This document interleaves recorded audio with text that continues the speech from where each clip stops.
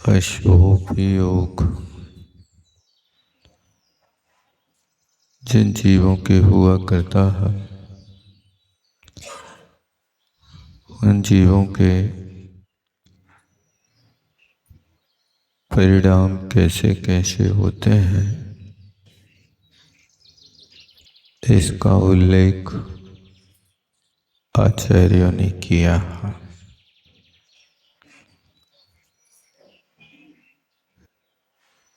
अशुभयोगी आत्माओं का परिचय आचार्य कुंद देव ने इसी प्रवचन सार के प्रथम अधिकार में 66 नंबर की गाथा में उल्लेख किया है।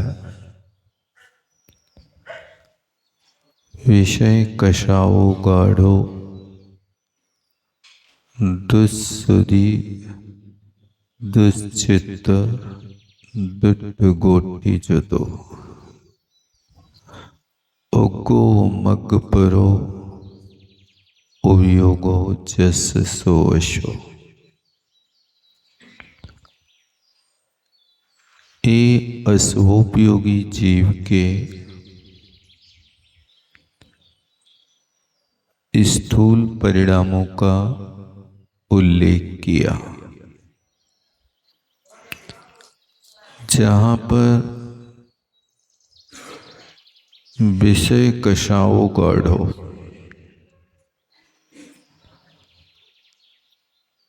पंचेंद्रिय के विषयों में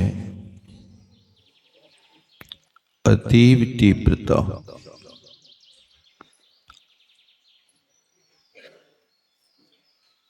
और कषायों की प्रचुरता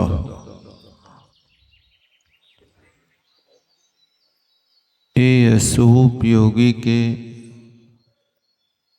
प्रधान कारण बताए।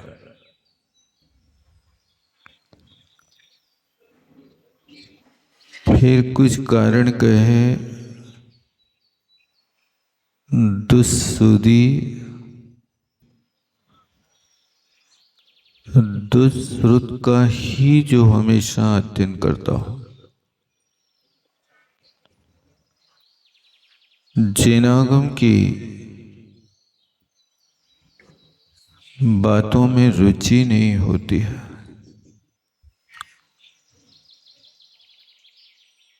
लेकिन अन्य कार्यों को सुनने में अतीव रुचि होना, ये अशुभयोगी का एक लक्षण रखा।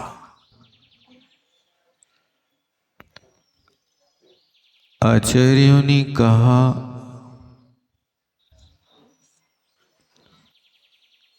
कि धर्मामृतम सतृष्णा श्रवणाभ्याम पिबतु पायेत्वान्। समंत भद्र महाराज कहते कि हे भव्यात्मा,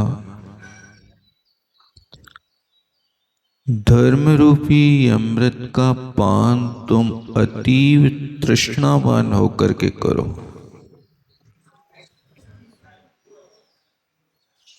देखो, उन्हें सतृष्णा लिखा, उस सुनना नहीं कहा, पिबतु कहा।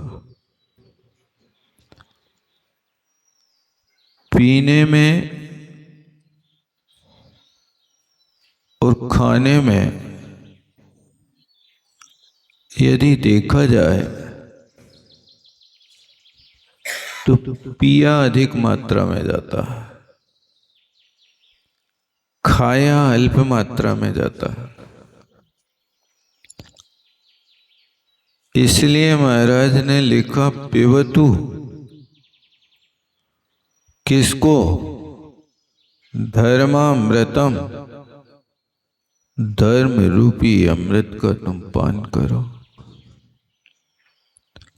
और मंद रुचि से नहीं, सतृष्णाभ्याम, अतीव उत्कंठा के साथ अब क्या है, अब क्या है, ऐसी रुचि आगम के प्रति प्रत्येक भव्य आत्मा की होना चाहिए। और रुचि आगम के प्रति जिसकी होती है वो व्यक्ति निकट भव्य माना जाता है।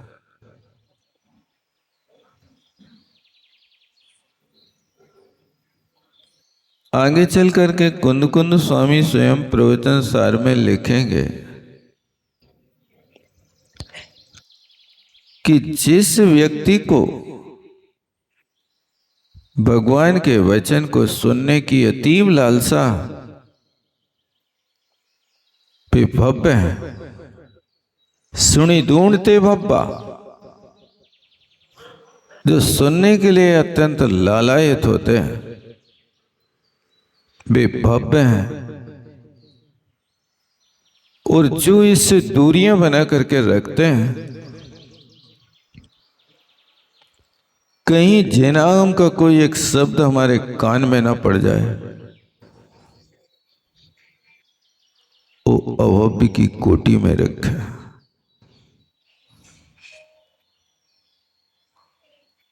अपने आप के ऊपर अपन विचार करें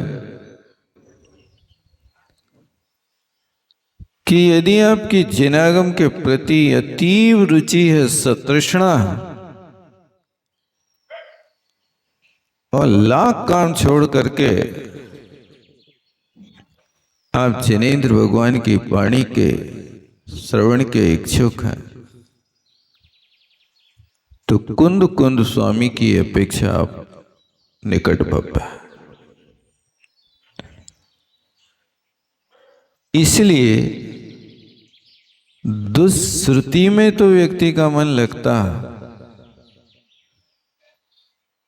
जिस दुश्रुति को सुनने के लिए निषेध किया, इस दुश्रुति को सुनने का नाम अपद ध्यान है, खोटा ध्यान है। इससे हटिए आप और आगम पर श्रद्धान करिए। जैनागम में ऐसी कौन सी चीज की कमी है जो यहां उपलब्ध ना होवे।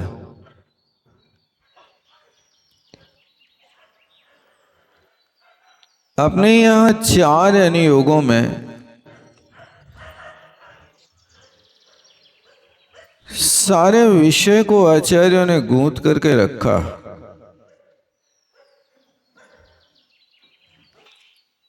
यदि आपका मन करणानुयोग में नहीं लगता तो आप मन की एकाग्रता पूर्वक प्रथमानुयोग पढ़े।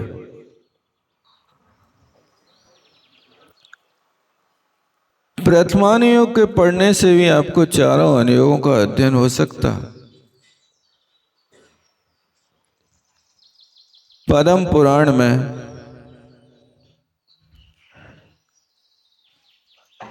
अकेले प्रथमानुयोग कहानी मात्र नहीं समझना, अनेक केवली भगवंतों की दिव्य देशना उसमें है।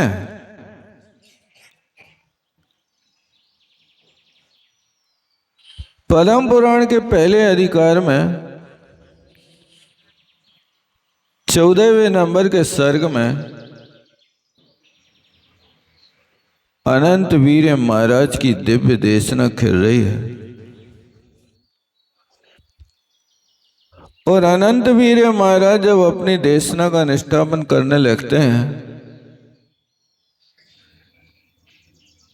तो भानुकर्ण फिर कहता है, भगवान अभी मुझे तृप्ति नहीं हुई। इसके पहले तो रावण ने प्रश्न किया था, भगवान मुझे धर्म का स्वरूप विस्तार से सुनना। जब सब कुछ समझा सके तब भानुकर्ण ने फिर से कहा, मुझे तृप्ति नहीं हुई। मुझे आगे और धर्म का स्वरूप बताने का कष्ट करें, तो वहां पर अनंत वीर महाराज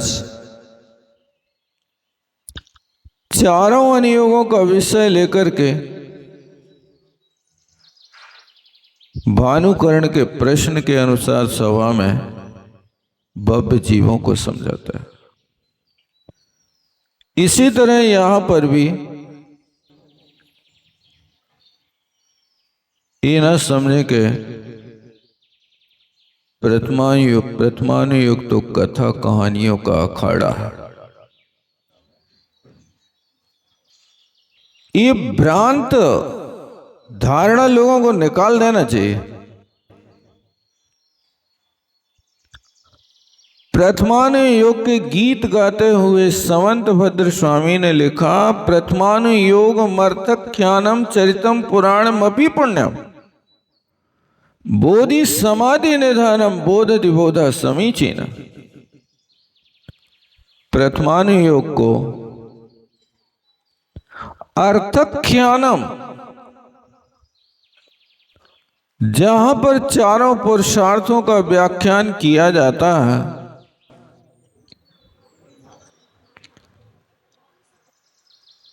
और पुरुषार्थ भी करना है तो किस रीति से करना है, इसका वर्णन आपको वहां से मिलेगा। अर्थ पुरुषार्थ के साथ मात्र राजनीति ना हो, धर्म नीति भी उसके साथ होना चाहिए। जहां पर धर्म नीति के साथ अर्थ का अर्जन होता है, वो अर्थ पुरुषार्थ की कोटि में आता है। यदि धर्म से निरपेक्ष अर्थ होता है तो पुरुषार्थ की कोटि में नहीं आता। इसलिए आचार्यों ने कहा कि न्यायपूर्वक अर्थ का उपार्जन करना, और नीतिकारों ने भी कहा, हे आत्मन,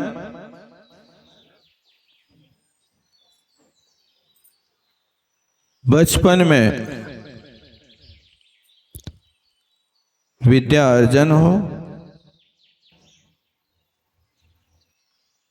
जवानी में न्यायपूर्वक धन का उपार्जन हो,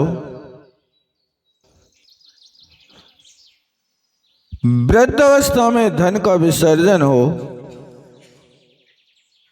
इंद्रियों का दमन हो और गुरु की शरण हो।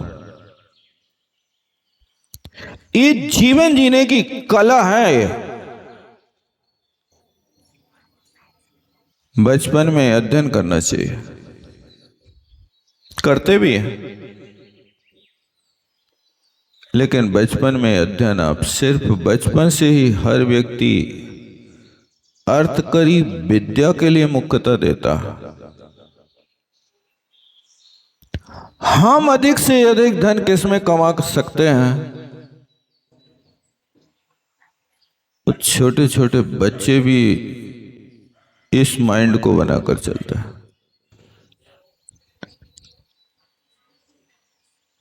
बचपन में अध्ययन हो, लेकिन जीवन के निर्वाह की नहीं, निर्वाण की विद्या भी हो। जीवन का निर्वाह तो कोई भी कर लेता है, कला तो तब है जब जीवन का निर्वाण कर सके। हर कोई पेट भर लेता है,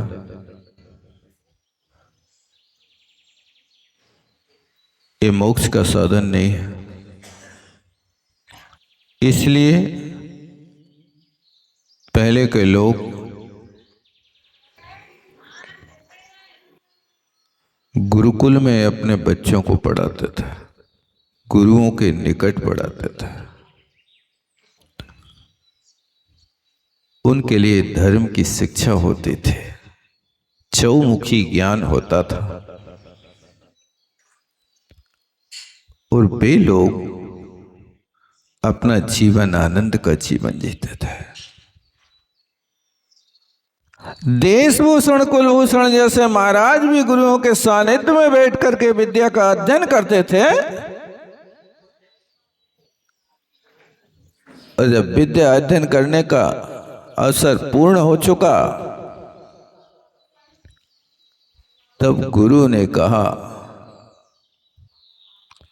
कि दोनों मार्ग हैं, एक गृहस्थ का मार्ग है, एक मुनियों का मार्ग है। आपकी रुचि किसमें है? उन्होंने कहा मैं पहले गृहस्थ मार्ग में पढ़ना चाहता हूं।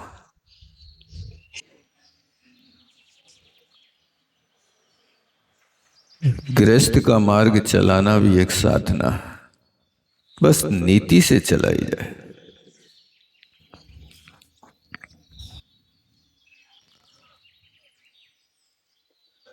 एक संत के पास एक श्रावक आया।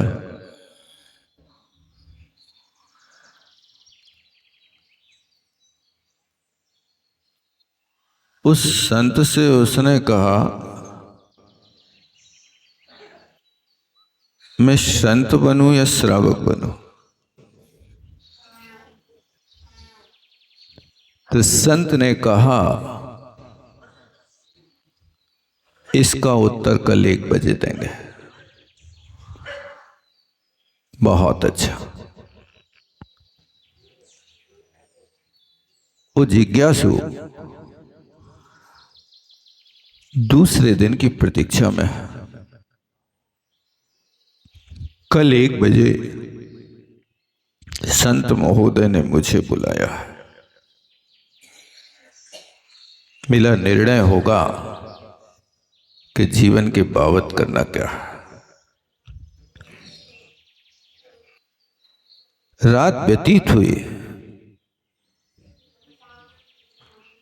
अब वो घड़ियां गिनी जा रही थी कि संत से मिलने का काल कब आएगा। 1 बजने के पहले ही वो संत के निकट पहुंच गया। संत ने कहा तुम हमारे साथ चलो। वो श्रावक संत के पीछे हो गया।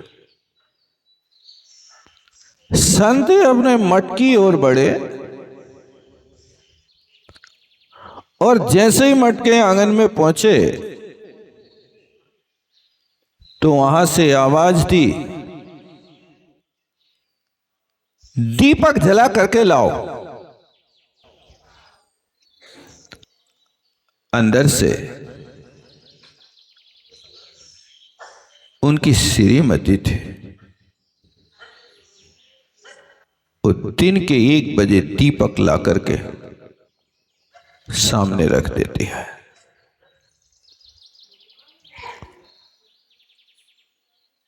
ठीक जिज्ञासु सोचता दिन के 1 बजे इतने प्रकाश में दीपक की क्या जरूरत?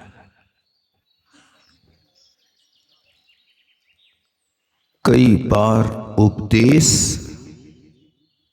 शब्दों से नहीं होता, युक्ति से होता है। क्योंकि ज्ञान की प्राप्ति आगम और युक्ति दोनों से की जाती है। थोड़ी देर बाद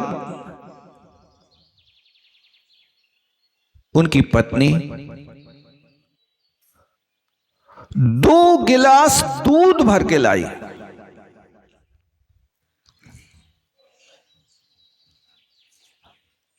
अब दूध में बूरे के स्थान पर नमक पड़ा था। उस संत महोदय तो उस नमक पड़े दूध को भी बड़े समता भाव के साथ पी गए, लेकिन जिज्ञासु ने जैसे ही मुख पर रखा तो तू करने लगा। दूध नमक, ये तो जहर बना के दे दिया। संत संत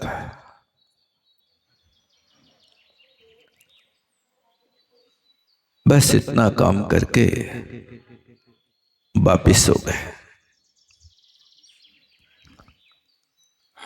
अब वो कहता है, महाराज हमारे प्रश्न का समाधान तो हुआ ही नहीं। अरे तुम्हारे प्रश्न का समाधान हो गया है। क्या हुआ? बोले संत बनने के लिए समता की जरूरत है। पत्नी से हमने दिन के 1 बजे कहा दीपक जला करके लाओ, तो उसने प्रश्न नहीं किया कि दिन में दीपक की क्या जरूरत है। यदि असमय में तुमसे कोई चीज मांगी जाए तो तुम 1000 प्रश्न खड़े कर देते हो। दिन के 1 बजे दीपक की क्या जरूरत है, तुम अनेक प्रश्न खड़े करोगे, लेकिन उसकी श्रीमती ने कुछ भी नहीं कहा। तुमने मांगा, लाके जला के रख दिया। तुम्हें क्या करना है? तुम्हें प्रश्न करने की क्या जरूरत, मुझे दीपक की जरूरत है, ला करके दे दो। दीपक इसलिए जला करके दिया था कि अपने जीवन को जीना तो दीपक की भांति जीना। दीपक हमेशा दूसरों के घर में रोशनी भरा करता है, अंधकार में हमेशा प्रकाशमान हुआ करता है। तुम्हारे लिए दीपक इसलिए जला के रखा गया था कि क्या तुम दुनिया के हृदय में बैठे अज्ञान अंधकार को दूर करने की सामर्थ्य रखते हो? यदि रखते हो तो दीपक की तरह अपने जीवन को जीना। और जैसे वहां से अंदर से दीपक चुपचाप ला करके जला के रख दिया गया, कोई प्रश्न नहीं किया गया। ये परिणाम की परीक्षा उनकी है। क्या आप अपना जीवन गृहस्थ जीवन जीते हो? कोई व्यक्ति आपसे कुछ मांगता है तो चुपचाप लाके दे देते हो कि 100 प्रश्न खड़े करते हो? बताओ क्या करते हो? लाके दे देते? बताओ तो जरूरत क्या? तुम्हें जानने की जरूरत क्या है? तुम्हारे लिए आज्ञा मिली है, आज्ञा का पालन करो, तब तो तुम आज्ञानुवर्ती हो। अन्यथा काय की आज्ञा पालन कर रहे हैं आप? पहले उस इच्छित वस्तु के विषय में आप बहुत गहराई तक जाओगे, फिर प्रश्न खड़ा करोगे कि दीपक मिट्टी के तेल का चाहिए कि घी का चाहिए कि अरंड के तेल का चाहिए, काय का चाहिए, बताओ। नहीं करोगे। दीपक भी तो कई प्रकार से जलते हैं ना। शुद्ध घी का भी दीपक जलता है, मिट्टी के तेल का भी जलता है, तेल का भी जलता है। नहीं, कोई प्रश्न नहीं। दीपक दीपक है, प्रकाशवान है, चाहे वो किसी भी वस्तु का हो। आप इतनी चीज समझ नहीं पाए, ये उपदेश दिया गया था तुम्हारे लिए। दूसरा उपदेश था, अंदर से दूध आया, हम 30 दिन मीठा डला दूध पीते हैं। यदि एक दिन नमक डला आ गया तो उस दूध को हमने आंख बंद करके समता के साथ सेवन कर लिया। और आपने दूध को रोते धोते 4 गालियां सुना करके ये घूंट लिया और उसमें भी दूध को दूर रख करके आपने हंगामा खड़ा कर दिया। जिस दिन तुम्हारे अंदर ये परिणाम आ जाए कि यदि खारा दूध भी मिले तो भी समता से पी जाओ,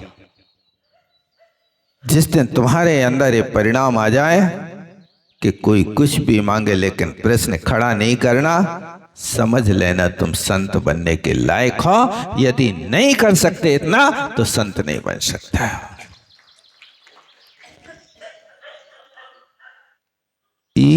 यहां पर उपदेश की जरूरत नहीं है।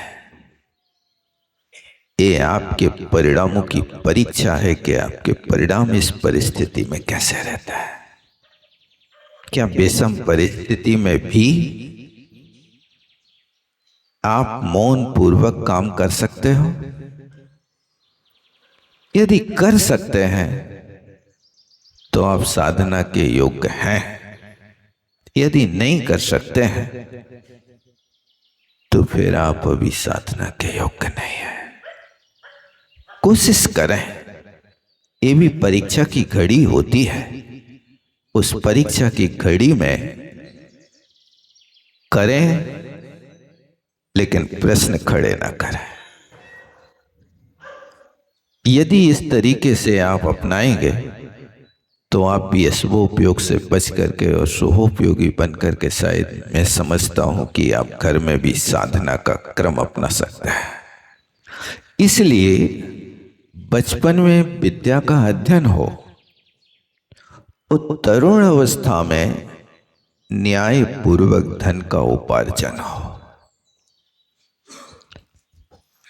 उस तरुण अवस्था में न्याय पूर्वक धन का उपार्जन करना, न्याय पूर्वक यदि आपने धन का उपार्जन किया है तो वो धन तुम्हारे जीवन में मोती उगलेगा, और अन्याय पूर्वक किया है तो वो जहरीला फोड़ा बन करके अनेक प्रकार की पीड़ाएं देगा। इसलिए आचार्यों ने कहा कि ये अर्थ पुरुषार्थ को धर्म पुरुषार्थ से जोड़ करके करना, ताकि वो सोने पे सुहागा बन जाए, अन्यथा उपयोगी नहीं होगा। धर्म से भागना नहीं, ये तरुण अवस्था में ये काम करना, और फिर तरुण अवस्था के बाद जब वृद्ध अवस्था आ जाए तो वृद्ध अवस्था में धन का विसर्जन करना। विसर्जन करना मतलब उससे निवृत्ति लेना, दूरियां बनाना। अब तो हाथ कांपने लगे, अब तुम्हारी अवस्था बदल गई। अब धन का हिसाब किताब नहीं, अब तो धर्म का हिसाब किताब करो। अब तुम्हें दुकान जाने की जरूरत नहीं, अब मंडी जाने की जरूरत नहीं। अब तो मंदिर में बैठो, संतों का समागम करो, परमात्मा का अध्ययन करो और बढ़िया शांति से अपना जीवन जीने की कला सीखो। ये बुढ़ापे में काम करना, लेकिन बुढ़ापे के काम तुम जवानी जैसी अवस्था के करना चाह रहे हो। बुढ़ापे में तुम्हारे दिन नहीं कट रहे और 4-4 घंटा 5-5 घंटा दुकान पे जाकर के बैठे टिक रहे हो, और तुम्हारा बेटा कह रहा है कि अब तुम तो पापा जाओ विश्राम करो। पापा की और बेटा की यही लड़ाई हो रही, और वे कह रहे कि हम और दिन नहीं कट रहा। नहीं, बुढ़ापे में करने योग, क्योंकि यदि इस अवस्था में भी तुमने संभल गए तो अंत भला तो सब भला। और चौथा काम करना, इंद्रियों का दमन करना। ये वृद्ध अवस्था में शरीर तो बूढ़ा होता है लेकिन इच्छाएं बलवान होती हैं। काया तो बूढ़ी हुई, तृष्णा हुई जवान, ऐसे में कैसे बने निज आत्म कल्याण। ओ, इंद्रियों का दमन होना बहुत आवश्यक है, अन्यथा अब तुम्हारी शरीर की शक्ति नहीं है, ना दांत काम कर रहे, ना आंख काम कर रही है, लेकिन फिर भी आप दांत नहीं काम कर रहे तो सिलबट्टा से चना बांट बांट के खा रहे हो। चना नहीं खा रहे तो सतुआ को भी त्याग नहीं कर पा रहे आओ।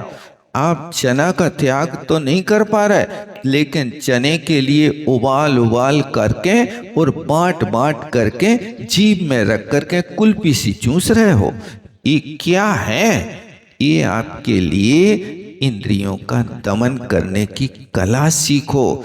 खूब तो खाया 3 लोग को ना जुखाए, मिटे ना भूख कड़ा ना लाए।